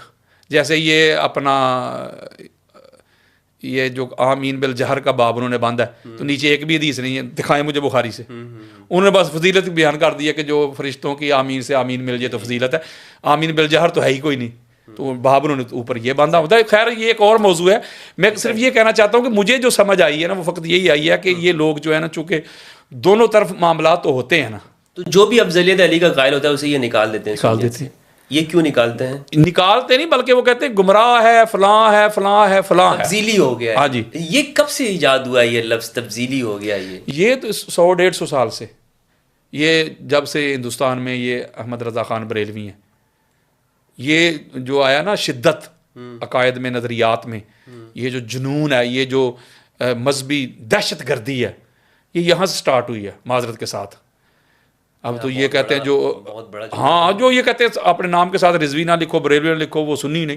تو میں پوچھتا ہوں کہ وہ خود تو نہیں لکھتے تھے رضوی اور بریلوی, وہ تو قادری لکھتے تھے, یا جو اس سے پہلے بڑے لوگ گزرے ہیں وہ پر سنی نہیں تھے, وہ تو نہیں لکھتے تھے بریلوی یا رضوی یا اس طرح کے معاملات. تو یہ تعصب آ گیا ہے دلوں میں, اتنی گھٹن ہے. یقین کریں میں آپ کو مفتی صاحب بتاؤں, میں جہاں جاتا ہوں, یہ ابھی ایک بہت بڑا آستانہ ہے, بہت بڑا, لاکھوں کا ان کا آگے مجمع ہوتا ہے. ان کے پیر صاحب کا وصال ہو گیا, میرا انہوں نے خطاب رکھا ہوا تھا, تو وہ پورا ایک گڑھ ہے, پوری مشنری حرکت میں آ گئی کہ قادری صاحب کا خطاب نہیں ہونا چاہیے, ان کو روکیں. اوپر تک معاملہ چلا گیا, D S P, S P, اوپر تک معاملہ جا, انہوں نے نہیں خطاب مجھے کرنے دیا. مجھے کیوں روکا ہے انہوں نے؟ مفتی صاحب مجھے اس لیے روکا ہے انہوں نے کہ یہ بندہ آیا نا تو یہ تو علی کی شان بیان کرے گا, اہل بیت کی شان بیان کرے. اس کا مطلب مجھے نہیں روک رہے, وہ ذکر اہل البیت کو روک رہے ہیں مفتی صاحب, کیونکہ ان کو پتہ ہے یہ آئے گا تو یہ بیان کرے گا. کیونکہ یہ تو اس کو سنی مانتے ہیں جس کو موضوع دیا جائے ذکر امام حسین علیہ السلام کا.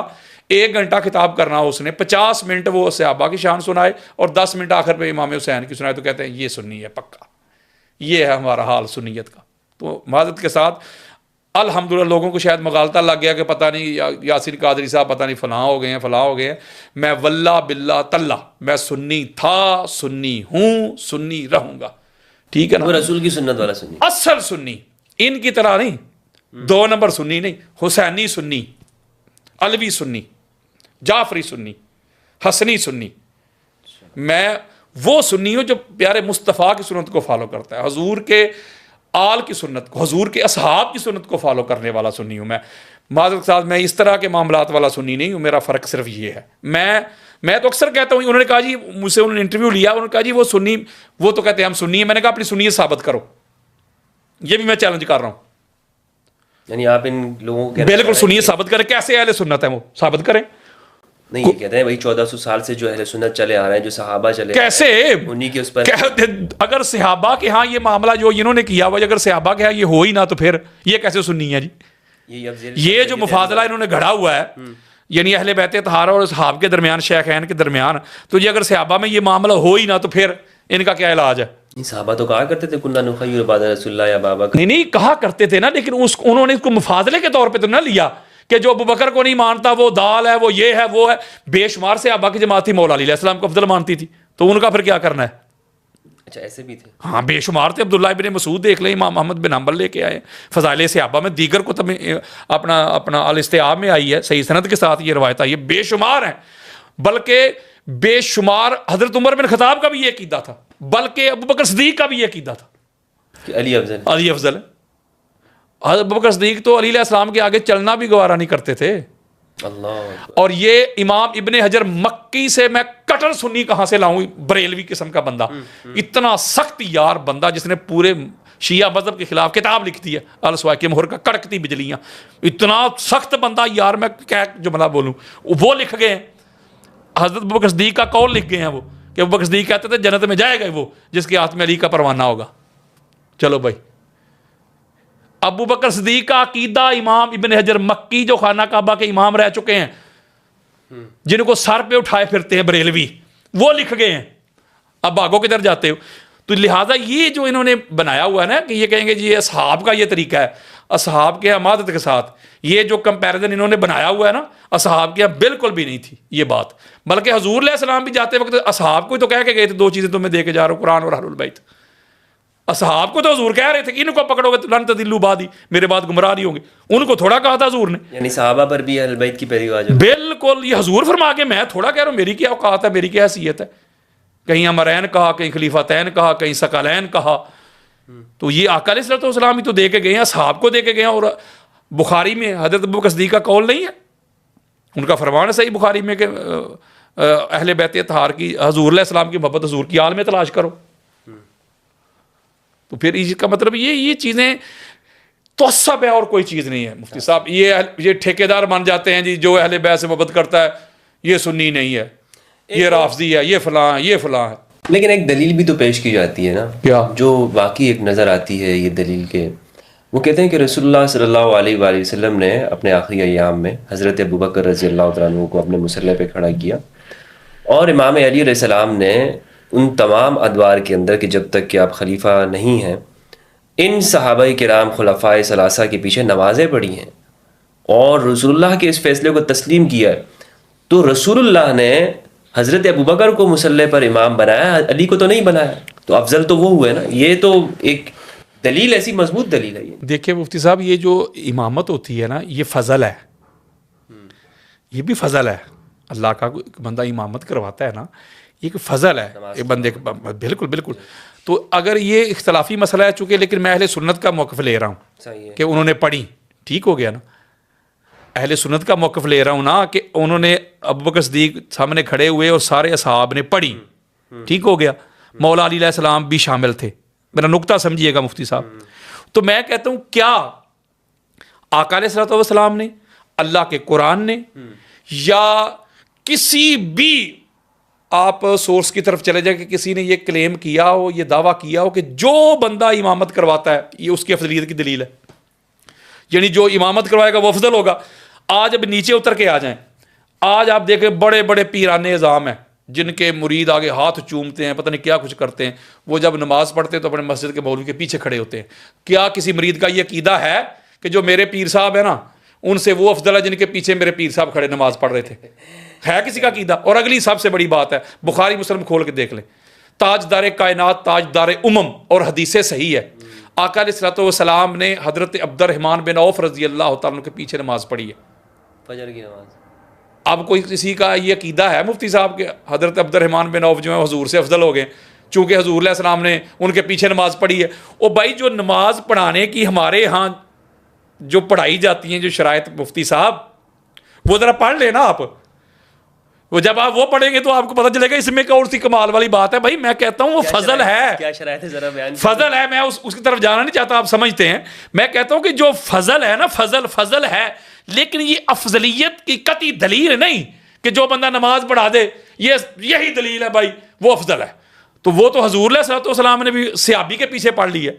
پھر اتنے بڑے بڑے اولیاء گزرے ہیں، صلحاء گزرے ہیں، آج بھی دیکھ لیں بڑے بڑے لوگ ہیں جن کا بڑا قد کاٹ ہے، وہ جن کے پیچھے نمازیں پڑھتے ہیں، وہ تو عام سے بندے کے پیچھے نمازیں 15-20 ہزار میں انہوں نے رکھا ہوتا ہے مولوی صاحب مسجد میں، اس کے پیچھے ساری نماز، پیر بھی وہاں سے پیچھے پڑھ رہے ہوتے ہیں، علامہ صاحب بھی، مفتی صاحب بھی، قاری صاحب بھی، شیخ الاسلام کوئی بنا ہوا وہ بھی، سارے ادھر پیچھے پڑھتے ہیں.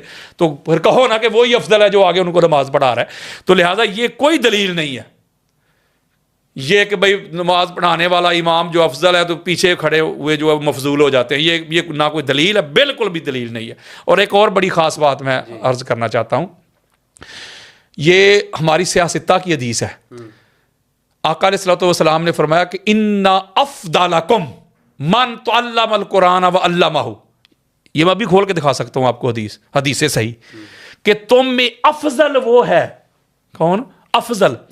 جو قرآن خود بھی پڑھے، سیکھے، دوسروں کو بھی سکھائے. اب مجھے آپ بتائیے، یہ حکم ہے بالعموم. آج کل کے امت میں وہ افضل ہے، وہ اللہ ہے جو قرآن خود پڑھتا ہے اور آگے سکھاتا بھی ہے. تو مجھے بتائیں کہ پاک محمد کے بعد پوری کائنات میں علی سے بڑھ کے قرآن کو جاننے والا کون ہے؟ حضرت عبداللہ ابن مسعود کہتے ہیں کہ قرآن 7 معنی میں نازل ہوا ہے، اس کے ایک ایک حرف کا ایک ظاہر ایک باطن ہے. اور جو شخص علم رکھتا ہے نا ظاہر اور باطن کا، اس کا نام علی ابن ابی طالب ہے. عبداللہ ابن عباس کا یہ فرمان ہے کہ قرآن مجید فرقان حمید کی جتنی بھی آیات ہے، اس کے ناسخ منسوخ، اس کی تنزیل تعویل کا جو بندہ علم رکھتا ہے اس کا نام علی ابن ابی طالب ہے. اما عائشہ صدیقہ رضی اللہ تعالیٰ عنہ کا یہ موقف ہے. پھر حضرت عمر بن خطاب یہ کہتے ہیں کہ علی سے بڑا قرآن کا عالم ہی کوئی نہیں ہے. تو علی علیہ السلام سے بڑا قرآن کا عالم ہی کوئی نہیں ہے یار، تو پھر حضور کی امت میں علی سے بڑھ کے افضل کو کیسے ہو سکتا ہے؟ خود امام علی کا بھی یہی. پھر یہ بخاری میں بھی روایت موجود ہے، صحیح بخاری میں روایت موجود ہے، جب حضور علیہ السلام سے پوچھا گیا کہ یا رسول اللہ افضل کون ہوگا، حضور نے فرمایا یجاہد فی سبیل اللہ. گالی مک گئی. افضل وہ ہے جو قتال کرتا ہے، جہاد کرتا ہے. مولوی صاحب مجھے کہتے ہیں جی خالد بن ولید نے بھی تو جہاد کیا ہے. میں نے کہا اللہ نے قرآن مجید فرقان حمید کی سورہ حدید کی آیت نمبر شاید 10 ہے کہ 110 ہے، اس میں اللہ رب العزت واضح کر دیا کہ جنہوں نے فتح مکہ سے پہلے قتال کیا بعد میں کیا، فرق ہے، برابر نہیں ہو سکتے. اور علی علیہ السلام نے اس وقت قتال کیا ہے، جہاد کیا ہے جب کیا اس کا جملہ کہوں میں، جب اسلام ابھی بالکل بچہ تھا، جب وہ پھل پھول رہا تھا، جب اسلام کے شروع کے دور میں اب بگننگ تھی، اس وقت علی علیہ السلام کی تلوار چلی ہے. بدر ہو، احد ہو، خندق ہو، حنین ہو، خیبر ہو، ٹھیک ہے نا. جب عمر بن عبد ود نے آ کر للکارا تھا تو یہ لوگ کدھر تھے؟ حضرت خالد بن ولید نے بعد میں جا کے جو شرکت کی ہے معاملات، وہ اللہ نے اس کی کلیئرٹی دے دی ہے سورہ حدید میں. اس کو علی علیہ السلام کے ساتھ آپ کمپیئر نہیں کر سکتے. احد میں وہ کہاں تھے سب کو پتہ ہے. دیگر جو معاملات ہوئے مالک بن نویرہ کے ساتھ، میں اس کی طرف بھی نہیں جا رہا. بہت تو اسی وجہ سے تو مسلمانوں، میں بس یہ آپ کو بتانے لگا ہوں کہ جب یہ شرط دیکھیں گے مفتی صاحب، اس میں بھی علی افضل ہے. اب دیکھیں کہ آقا علیہ الصلوۃ والسلام جو ہے وہ پہلی تخلیق ہے. اس میں ابو ہریرہ بھی روایت کرتے ہیں، جابر بن عبداللہ انصاری کی، میں انبار لگا سکتا ہوں حدیث کے. جب یہ حضور علیہ السلام سے پوچھا گیا کہ آپ کب سے متا واجبت لک النبوۃ، آپ کب سے آپ کے لیے نبوت واجب ہوئی، کب سے نبی ہیں؟ وآدم بین الروح والجسد، بے شمار حدیث ہیں. یعنی آقا علیہ الصلوۃ والسلام کو اللہ رب العزت نے سب سے پہلے تخلیق کیا. اور حضور علیہ الصلوۃ والسلام فرماتے ہیں، جس کو امام محمد بن حنبل اپنے فضائل صحابہ میں لے کے، حدیث کا نمبر ہے 1130، اور یہ بیروت لبنان کی چھپی ہوئی کتاب ہے. آپ انٹرنیٹ پہ سرچ کریں گے، یہ آپ کو اسی نمبر کے ساتھ روایت مل جائے گی. تو حضور فرماتے ہیں، سلمان فارسی اس کے راوی ہیں، کنت انا و علی نورا بین یدی اللہ قبل ان یخلق آدم. میں اور میرا بھائی علی آدم کی تخلیق سے پہلے اللہ کے سامنے نور تھے. ایک اور مقام پہ جس کو علامہ علوسی نے روح المعانی میں لیا ہے, اس کی جلد نمبر 6 ہے, صفحہ نمبر 686 ہے. آقا علیہ الصلوۃ والسلام فرماتے ہیں خلقت انا وعلی من نور واحد, میں اور علی ایک نور سے تخلیق ہوئے. ٹھیک ہے. پھر ایک اور حدیث ہے, آقا علیہ الصلوۃ والسلام فرماتے ہیں کہ الناس من شجر شتى انا وعلی من شجرۃ واحدہ, لوگ جدا جدا شجرہ سے, حسب سے, نسب سے, میں اور علی شجرہ بھی ایک, حسب بھی ایک, نسب بھی ایک. ایک اور مقام پہ آقا علیہ السلام فرماتے ہیں یا ام سلمہ ھذا علی لحمہ لحمی و دمہ دمی ھذا مفرج الکروب انی ھذا اسد اللہ و سیفہ و لعنۃ اللہ علی اعدائہ. پھر ایک اور مقام پہ آقا علیہ السلام فرمایا علی روحی, علی دمی, علی لحمی, علی نفسی, علی میری جان, علی میری روح, علی میرا گوشت, علی میرا خون. پھر آقا علیہ الصلوۃ والسلام فرماتے خرجت من نکاح ولم اخرج من صفاء من لدن آدم الی ان والدنی ابی و امی, جس کو امام ابن ابی شیبہ اپنی المصنف میں لے کے, حدیث کا نمبر ہے میرا خیال ہے یہ 31642 حدیث کا نمبر ہے. اور اس کے علاوہ امام طبرانی نے بھی اس کو لیا ہے. آقا علیہ السلام فرماتے پھر ہمارا نور جو ہے پاک صلب و رحموں میں کنورٹ ہوتا رہا, اور نکاح والے تھے سارے پاک تھے, طاہر تھے, مطہر تھے, یعنی کہ علی کا اور نبی کا نور ایک ہے. پھر آقا علیہ السلام فرماتے ہیں یہ بھی ہماری سیاستہ کی حدیث ہے, حضور علیہ السلام فرماتے ہیں کہ ان اللہ خالق الخلق فجعلنی فی خیرہم فرقۃ ثم جعلہم فرقتین فجعلنی فی خیرہم فرقۃ ثم جعلہم قبائل فجعلنی فی خیرہم قبیلۃ ثم جعلہم بیوتا فجعلنی فی خیرہم بیتا. اللہ نے طبقات بنائے, سب سے اعلیٰ طبقہ اللہ نے ہمارا بنایا. اللہ نے قبیلے بنائے, سب سے اعلیٰ قبیلہ ہمارا بنایا. اللہ نے گھرانے بنائے, سب سے اعلیٰ گھرانہ ہمارا بنایا. پھر آقا علیہ السلام فرماتے ہیں ان اللہ اصطفیٰ کنانۃ من ولد اسماعیل, اللہ نے اسماعیل علیہ السلام کی اولاد میں سے کنانہ کو چن لیا. واصطفیٰ قریش من کنانہ تھا, پھر کنانہ میں سے قریش کو چن لیا. پھر آقا علیہ السلام فرماتے ہیں کہ واصطفیٰ بنی ہاشم من قریش, پھر بنی ہاشم کو قریش میں سے چن لیا. یعنی یہ چنیدہ لوگ ہیں, یہ چنے ہوئے لوگ ہیں, یہ سلیکٹڈ لوگ ہیں, یہ پاک, طاہر, مطہر. اور مولا علی علیہ السلام جو ہیں, بلکہ وہ جو حدیث میں نے آپ کے سامنے بیان کی ہے جو حضور علیہ السلام نے فرمایا کہ سب سے پہلے اللہ نے مجھے اور علی کو تخلیق کیا, اس وقت کوئی اور بندہ نہیں, میں کسی کا نام نہیں لے رہا, یعنی یہ وہ تخلیق ہے. پھر آقا علیہ السلام فرما رہے ہیں اگر کسی کو یہ بھی چلو اس کے اوپر اگر مگر ہو, اف بٹ ہو, تو یہ تو مانتے ہیں نا کہ حضور علیہ السلام کا اور مولا علی علیہ السلام کا خاندان ایک. جب بنی ہاشم کو چن لیا تو کہتے فلاں بھی قریش تھا, فلاں بھی قریش تھا. بھائی قریش میں سے اب بنی ہاشم چنے گئے ہیں, دوسرے سائڈ پہ ہو گئے, دوسروں کی بات نہ کرو. یعنی آپ یہ کہہ رہے ہیں کہ یہ دونوں برابر نہیں ہو سکتے. ایک وہ سلسلہ ہے کہ جو رسول اللہ کا نسب ہے, اور ایک وہ نسب ہے جو رسول اللہ کے علاوہ ہے. بالکل برابر نہیں وہ برابر نہیں ہو سکتے. وہ جو رسول اللہ کا وہ والا ہے. اور اگلی بات بڑی خاص ہے مفتی صاحب, وہ یہ ہے کہ آقا علیہ الصلوۃ والسلام نے فرمایا سبحان اللہ, حضور علیہ السلام فرماتے ہیں کہ جب ہمارا جو نور تھا سب سے پہلے, اس کے اوپر میں نور کے اوپر میں بڑے دلائل آپ کو دے سکتا ہوں, بلکہ اپنی کتاب میں نے پورا ایک باب باندھا ہے اس کے اوپر. میرا خیال ہے کوئی 85 کے قریب میں نے روایات لی ہیں نور کے اوپر. اچھا ٹھیک ہے, میں زیادہ اس کے اوپر وقت لگانا نہیں چاہتا, کہ نقطہ بڑا خاص ہے اس میں. یہاں آقا علیہ الصلوۃ والسلام فرماتے ہیں کہ جب ہمارے نور کو اللہ نے تخلیق کیا, فلما خالق اللہ تعالی آدم, پس پھر اس کے بعد اللہ نے آدم کی باڈی کو تخلیق کیا, آدم کے جسد کو تخلیق کیا. قرآن بھی ایک اپنے رنگ میں کہتا ہے جو جملہ یہاں حدیث میں آنے لگا ہے. جب آدم علیہ السلام کی باڈی کو تخلیق کر لیا نا, تب فرشتوں کو نہیں کہا کہ آدم کو سجدہ کرو.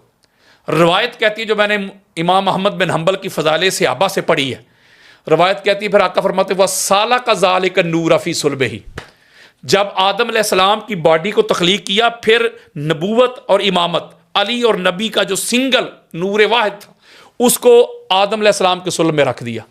پھر اس کے بعد ملائکہ کو کہا کہ آپ سجدہ کرو, اچھا تسلیم کرو. تو اس کا مطلب ہے کہ جملہ کہنے لگا ہوں, میرا ذوق ہے, بس میرا استدلال ہے, نہ کسی سے لڑائی ہے نہ کسی سے جھگڑا ہے. تو پتہ چلا وہ پھر سجدہ آدم علیہ السلام کو تھوڑا تھا, وہ تو نبی اور علی کے نور کو ہو رہا ہے. اور سارے ملائکہ نے سجدہ کیا, ایک اکڑ گیا ابلیس. جب اس سے پوچھا گیا بھائی تو نے کیوں نہیں کیا, جب صاحب نے کیا ہے, تو اس نے کہ جملہ کہا ہے.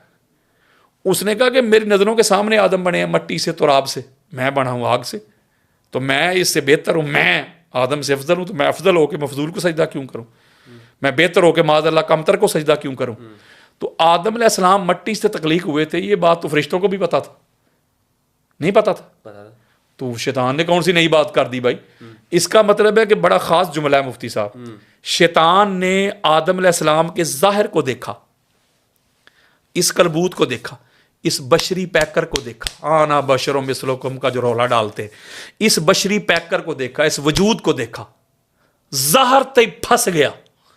ملائکہ نے اندر نور کو دیکھا۔ میں کہتا ہوں کہ بس اتنی سی بات ہے، جو محمد اور آل محمد کو نور مان کے ان کے سامنے سر جھکا لیتے ہیں، ان کو تسلیم کر لیتے ہیں، ان کے سامنے بڑے نہیں بنتے، وہ بن جاتے ہیں ملائکہ کی سنت پہ۔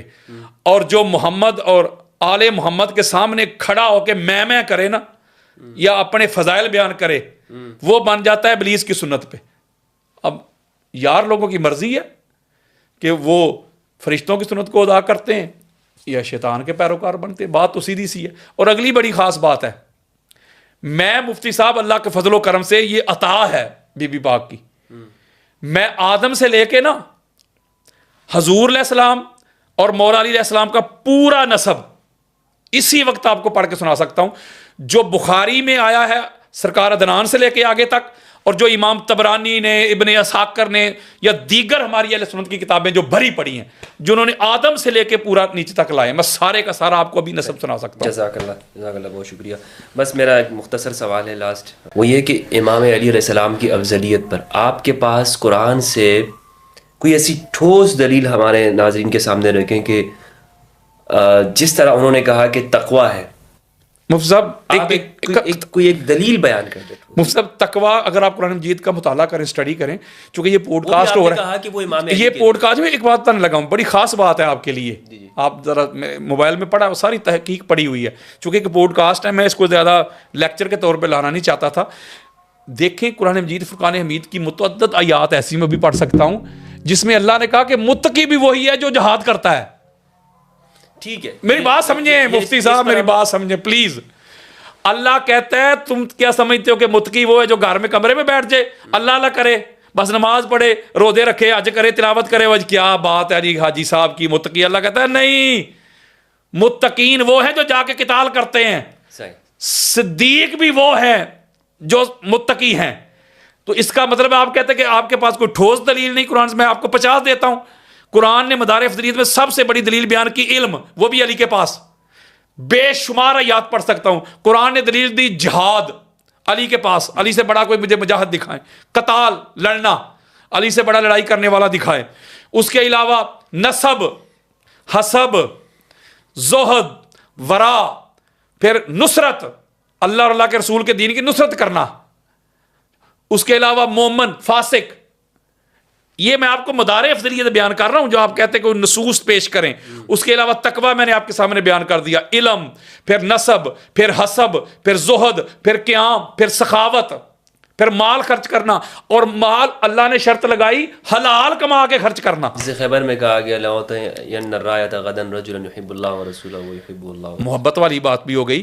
پھر دیگر اس کے اوپر تو پھر انبار لگے ہوئے ہیں نا، ایک اور بات ہے مال خرچ کرنے کے حوالے سے، میں جملہ کہنے لگا دبے لفظوں میں۔ اب دیکھیں ادھر کوئی بندہ فرض کریں کہ نجائز طریقے سے مال کماتا ہو، وہ جملہ بڑا گھٹیا سا ہے، کوئی 2 نمبر طریقے سے کماتا ہو، اس کا کوئی اس طرح کا انسٹیٹیوٹ ہو، تو وہاں سے پیسے کما کے تو ایسے لنگر تقسیم کر رہا ہو، ادھر لنگر لگا، ادھر غریبوں کو کھانا کھلا رہا ہے، کپڑے دے رہا ہے، یہ کر رہا ہے، وہ کر رہا ہے، وہ سبحان اللہ جی سبحان اللہ کہتا ہے، نہیں منہ پہ مارے جائیں گے۔ رزق حلال، اگر رزق حلال کماؤ گے، رزق حلال کما کے پھر وہ جو اللہ کے راستے میں خرچ کرو گے نا، سبحان اللہ، تو وہ ہے اللہ کی بارگاہ میں فضل ہے۔ ماشاءاللہ، اصل چیز سورس یہ ہونا چاہیے۔ تو علی علیہ السلام اگر السابقون الاولون میں لے لیں، وہ بھی پھر علی ہے، یہ بھی مدار افضلیت ہے قرآن میں۔ جی بالکل، سورہ توبہ کی، ہاں جی وہ بھی علی ہے۔ پہلا نمازی دیکھ لے، وہ بھی علی ہے۔ پہلا مومن دیکھ لے، وہ بھی علی ہے۔ پہلا ناصر دیکھ لے، وہ بھی علی ہے۔ پہلا مجاہد دیکھ لے، وہ بھی علی ہے۔ جس گھر سے اسلام کی ابتدا ہوئی وہ بھی علی کا گھر ہے، اور جس گھر نے اسلام بچایا جانے دے کے وہ بھی علی کا گھر ہے۔ تو علی علیہ السلام کے علاوہ میں آپ کو کہنا چاہتا ہوں، ابھی تو حدیث کی طرف تو میں آیا ہی نہیں، علی علیہ السلام کے علاوہ جتنی بھی افضلیت کی ڈیمانڈز ہیں مفتی صاحب، مدار ہے، اس کی شرائط ہیں، اس کی ٹرمز ہیں، کنڈیشنز ہیں، علی علیہ السلام کے سوا تو کوئی پورا اترتا ہی نہیں۔ ہر بندے کا اپنا اپنا مقام مرتبہ ہے، وہ جس مقام پہ ہے وہ بڑا اللہ مقام ہے، بس دیٹس آل۔ الحمدللہ۔ اچھا حضرت، آخری سوال ہے میرا کہ اگر آپ یہ کہتے ہیں کہ امام علی علیہ السلام کے بارے میں صحابہ کرام سب سے افضل امام علی کو ہی کہتے تھے اور سب سے افضل ہی امام علی علیہ السلام ہیں، اتنے فضائل، جس طرح کہ آپ نے احمد بن حنبل رحمہ اللہ کا قول بھی پیش کیا کہ صحابہ میں سب سے زیادہ علی کے فضائل آئے، تو پھر ہم یہ کیوں دیکھتے ہیں کہ وہ 6 ماہ وہ پیچھے رہے اور خلافت میں ان کو آگے نہیں کیا گیا؟ سقیفہ میں وہاں صحابہ نے فیصلہ کر لیا اور کوئی ایسا نہیں اٹھا کہ انہوں نے یہ کہا کہ نہیں یہ تو ہم میں سب سے افضل علی ہیں تو یہ ان کا حق بنتا۔ قبلہ یہی میں آپ کو بتانا لگا ہوں کہ ہمارے اہل سنت کے جتنے بھی بڑے بڑے لوگ گزرے ہیں نا، انہوں نے خلافت کو بھی افضلیت کا معیار اور مدار نہیں بنایا۔ اچھا، کہ جو خلیفہ بن جائے یہ بھائی یہی اس کا، یہ تو کہتے ہیں کہ یہی ترتیب یہ ثابت کریں نا، کریں پہلے نمبر پہ وہ قرآن سے ثابت کریں، حدیث سے ثابت کریں، مجھے ثابت کر کے دکھائیں کہ کسی کا بادشاہ ہونا افضل ہونے کی دلیل ہے، کسی کا خلیفہ ہونا افضل ہونے کی دلیل ہے۔ اگر یہ جو روایت پیش کرتے ہیں کہ محمد بن حنفیہ نے جو رضی اللہ تعالیٰ نے پوچھا جب مولا علیہ السلام سے کہ بابا پوری امت میں حضور کے بعد افضل کون ہے، تو انہوں نے شیخین کا نام لیا، فرمایا بابا جان آپ، فرمایا عام مسلمان ہوں، تو یہ بڑا ڈنڈورا پیٹتے ہیں۔ مجھے ایک بات بتائیں، مان لی یہ بات مفتی صاحب، نہ یہ دونوں کا نام ہے۔ ہاں میں چپ ہو گیا کہ کہیں ایسا نہ ہو گیا تو پھر اگر وہ میں مسلمان، آپ مجھے بتائیں پھر معاذ اللہ ثم معاذ اللہ، مولا علیہ السلام کی جو کہتے ہیں جو نہیں مانتا وہ گستاخ ہے علی کا، وہ یہ ہے وہ ہے۔ مولوی آج کل بڑا رولا ڈالتے ہیں آپ کے کراچی شہر کے۔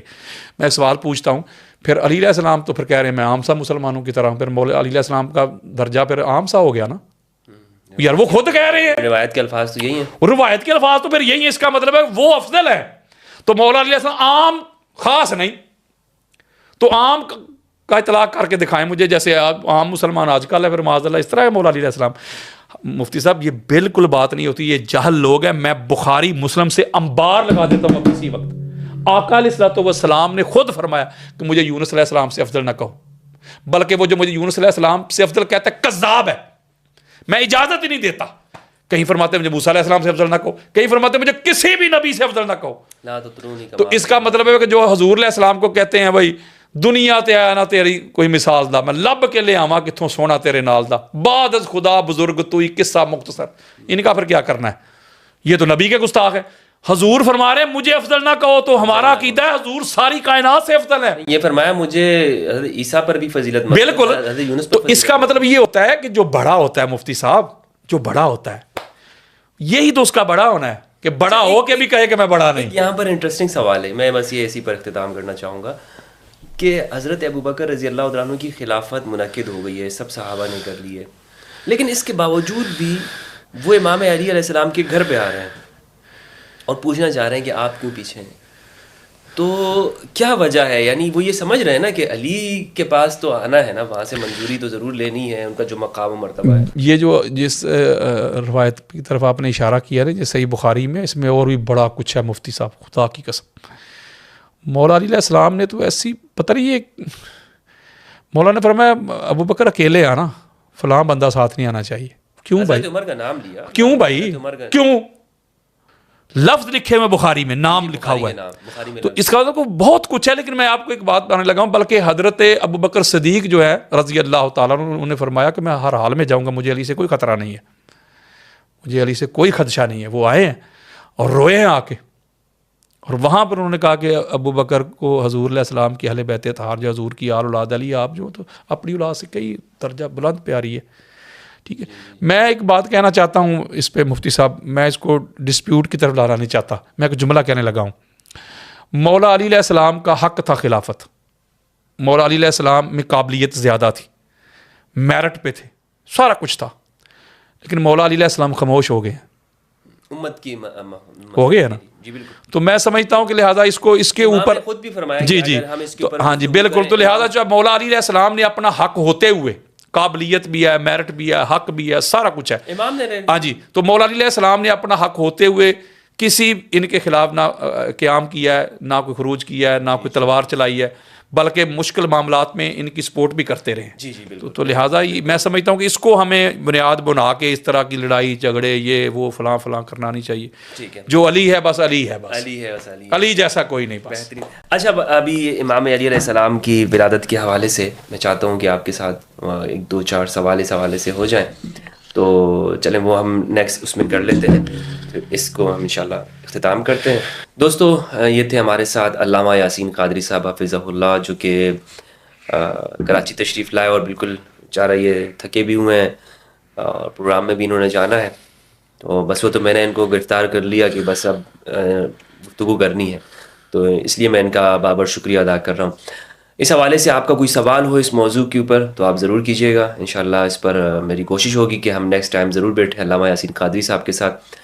اور ہاں، یہ جتنی بھی گفتگو ہے اس کا مقصد یہ ہے کہ ہم آپس میں ایک دوسرے کو سمجھیں اور ایک دوسرے کے ساتھ ڈسکشن کریں، گفتگو کریں، ٹیبل ٹاک کریں۔ بات چیت کے ذریعے سے ہی ہم اپنے اختلافات کو سمجھ سکتے ہیں۔ یہ ایک دوسرے کے ساتھ دشمنی کے لیے نہیں ہے کہ بھئی آپ جیت گئے میں ہار گیا وغیرہ وغیرہ۔ تو سمجھنے، سوچنے سمجھنے کا جو موقع ہے وہ ہمیشہ رہنا چاہیے، اور ایک دوسرے کے ساتھ گفتگو ہمیشہ کرتے رہنا چاہیے۔ اپنے اور اپنے پیاروں کا خیال رکھیے گا۔ اس دعا کے ساتھ اجازت چاہوں گا کہ پروردگار ہم سب کو قرآن مجید میں تدبر کرنے اور اہل البیت کی معرفت عطا فرمائے۔ والسلام علیکم ورحمۃ اللہ وبرکاتہ۔